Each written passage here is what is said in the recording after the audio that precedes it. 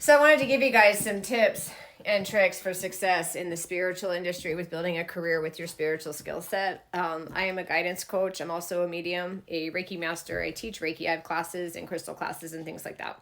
And I just came from a very frustrating situation where, once again, I wasn't taken seriously because of what I do. So I wanted to share a video with you on tips and tricks that you can do to establish a very strong business foundation without robbing yourself of your power or your spirituality. You can have balance in both, because in this profession, if you will, it can be difficult to get respect from outside sources such as mortgage companies and lenders or bankers and things like that as you're building your business. So I'm going to share some things with you that are going to help you get through all that. So when I was getting my mortgage for my home, the guy told me to get a real job and give him a call in 6 months when I have a pay stub and proof of income. At that time, my business was stable. I was making about what I was making as a bank manager. And this was during COVID when everything shut down. And he didn't believe me that I was able to shift my business from being in a studio to being online and going global in only a month. So when you come into a situation like that where someone's going to condescend you, which I will tell you, I've ran into this so many times with what I do, and it's almost like I have to prove myself every single step of the way, which has made it where building my business, sometimes I have to work 3 times as hard as the average person. One, because I'm a woman, so they assume that I have alimony or something from a divorce, and that the money that I have with my business isn't really relevant. We don't need that. But do you have a divorce decree and proof of alimony, right? No, I have my W-2s and I have my proof of income through my business.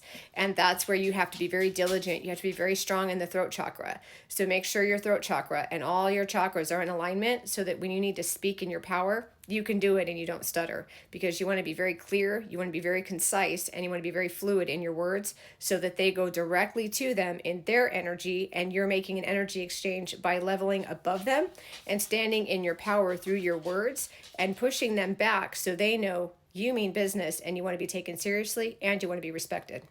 Next, you want to manifest and meditate every day. And when you do that, you want to be in a spiritual space where you are not distracted, you're not on your phone, you are in full focus, third eye open, and you are visualizing your business, you are visualizing yourself as a professional, you're visualizing the income coming to you. Now, you're not making your business about the money, because that doesn't matter.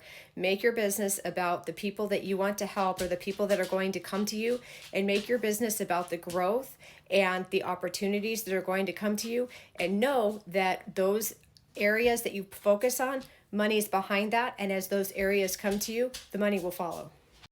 Lastly, no freebies. Absolutely no freebies. And don't feel bad for taking money from people. It's so common in spirituality that those empaths, I'm one of them. Oh, you don't have to pay me today. That's okay. Oh, you know what? I charge $70 for a session, but you know what? You can just give me 50 because, we only met for 45 minutes. That has to stop straight up. So set your prices based on your worth and add 10%, because we always underestimate ourselves and we underestimate our abilities, right? So set your prices based on what you think you're worth and add 10 to 20% to that number, and hold to it to everybody across the board, including friends and family. Now, the hard part with friends and family is we want to lean on them for support. We want to lean on them to help us build our business. And unfortunately, I see it time and again, even when I was in banking as a bank manager, family and friends do not help you out. They want the discounts and they want the freebies. Those aren't your people. You want to build your business based on people that come to you knowing your worth. They want to pay for the service because they know they're getting something good, and they're going to appreciate and respect what you have to offer, and they're willing to pay for it. And the last one, which is the most important, so if you're still here, thank you for being here, but this is the most important. Always, always stand in your power. Do not allow yourself to be disempowered by anything. People that don't believe in you and ridicule you, family members that don't support you, clients that leave you, or you making a mistake. Maybe you lose money. Maybe you tried something, it didn't work out. You feel like you failed. There's no such thing as failure. Failure, in my definition, is we took a risk against our fear and tried something new and it didn't work out, and that's okay because we can learn from it and move on. It's only a failure if you repeat the same thing over and over and over and you're wondering why you're not successful. That to me, in my definition, that's kind of like a failure. You're not learning. You just keep making the same mistake and you're expecting something different. Nothing's going to come from that. So always stand in your power and know that you'll always be learning. You're always going to be expanding. Your skill set is just the beginning. If where you're at now is where you're just getting started, no, you're going to grow and expand, and more will continue to come to you as long as you leave energetic channels open and manifest and allow things to come to you. And you make space for those things to come to you by doing the work to bring that vibration into you, because your work is your vibration. So whatever work you do, that vibrates out, and that's going to determine what vibrates back to you. So keep yourself in check and always work from a state of personal power so you can vibrate that out and vibrate in abundance and manifest and create your reality.